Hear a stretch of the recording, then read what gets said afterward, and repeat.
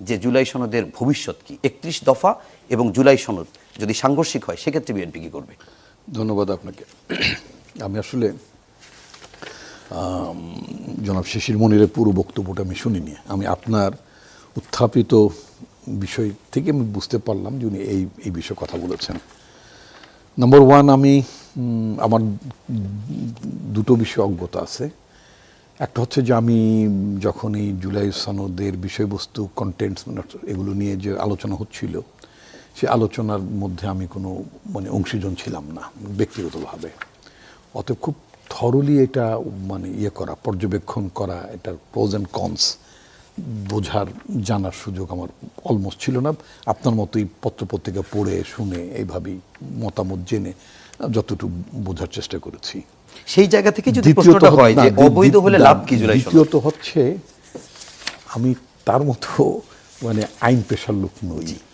আমি যা বলবো সেটা নেহাত আমার কমন সেন্সের মধ্যে। আমি অনেক আইনের মুরব্বীজনদের কাছে শুনেছি law is nothing but a common sense, শুনেছি তাদের কাছে। আমি জানি না, যদিও আমি আইন পড়েছি, কিন্তু কখনো আমি I am not a practicing lawyer, practice করা হয়নি, হোয়াট এভার।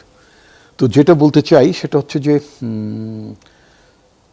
বিষয়টা যদি আপনার এবং ওনার বরাদ্দে আপনি যেভাবে উত্থাপন করেছেন, তাতে মনে হলো, বা আমি শেষ মুহূর্তে যখন ওনার আলোচনায় যখন এখানে অংশ নিলাম, তাতে করে মনে হলো যে এখানে বিষয়টা যে আদালতে গড়িয়েছে, এই আদালতের গড়ানোর প্রক্রিয়ার মধ্যে বিএনপির একটা অংশগ্রহণ বা বিএনপির একটা ভূমিকা ছিল, এটাই বুঝাতে চেয়েছেন।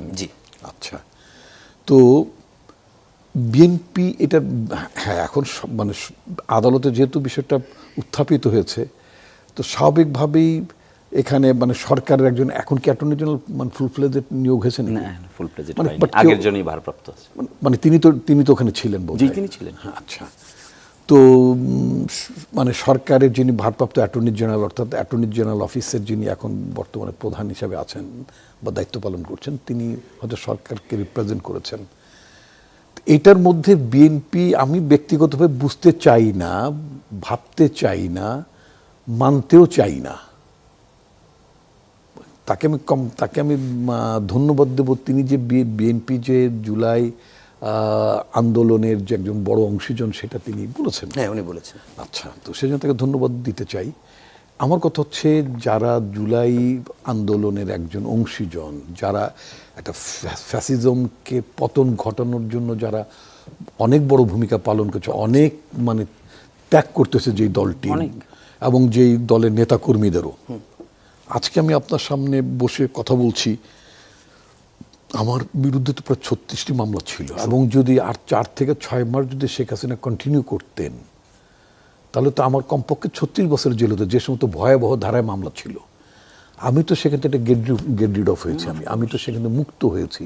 আমি রাতে বাসায় ঘুমাই, সকালবেলার যানজট ঠেলে কোর্টে যেতে হয় না, টাইম মেনটেন করার জন্য। আমার তো একটু বয়স হয়েছে, এই অবস্থায় আমি ওই যে কি বলে উবারের পেছনে মোটরসাইকেলে করে যেতাম, কারণ এখন তো পুরনো ঢাকায় গাড়ি ঘোড়া নিয়ে একটা জ্যাম হয়, এগুলো এড়ানোর জন্য। আবার টাইমলি হাজির নাহলে আবার জামিন কেটে দিতে পারে, নানান ধরনের ফ্যাসাদ ছিল। এই জিনিসগুলো থেকে ব্যক্তিগতভাবে আমি, আমার পরিবার, আমার সন্তান, তারা মুক্ত হয়েছে। আপনি টকশোতেও আক্রমণের শিকার হয়েছেন। হ্যাঁ, বহুবার। আমার সাথেও একবার ডোনাল্ড নুকে নিয়ে, আপনার মনে আছে নিশ্চয়ই? অনেক। আচ্ছা, তো আক্রমণ, বুলিং, হোয়াট নট হয়েছে তো। আচ্ছা, তো এখন এবং যা বলেছি সেটা তো হয়েছে।